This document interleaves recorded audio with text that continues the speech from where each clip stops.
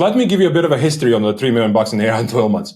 So up to $1 million in ARR, we had 0 employees. I'm a big believer that you should be able to figure out how to get to $1 million in ARR with your founding team without hiring anybody. Yeah? Mm-hmm.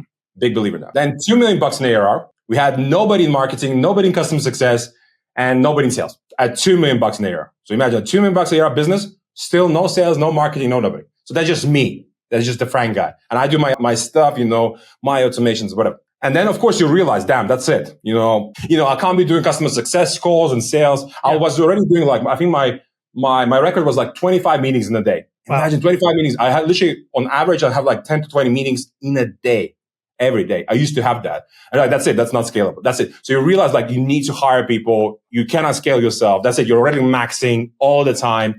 And I'm like the workhorse, the workaholic. I have a missus, I have 2 kids, and I'm never home. So definitely there's the impact on your personal life. But at $2 million, then we started to hire people because you realize, and 3 million, 4 million, etc. You realize that that's it. You're not able to scale unless you get the right people into the right positions. Mm-hmm.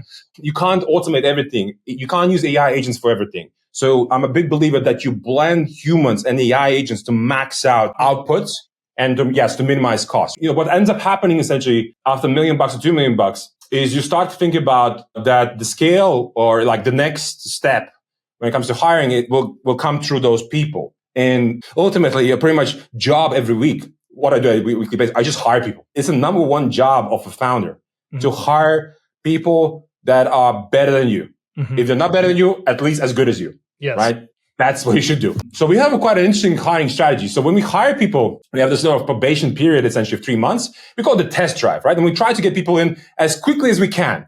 We have this sort of 80-20 rule. So if you feel 80% good about this individual, we're not going to do hundreds of interviews. Typically there's 1 or 2 interviews. That's it. So we get you into the seat and we want to really see how you perform. It's like a trial in the SaaS company, right? The trial is 3 months, but the way that we do it is you're not passing probation period by default, which is typically what happens in every company. So by default, you are exiting the company. I build a conviction in my team, that they're really the key player in the team.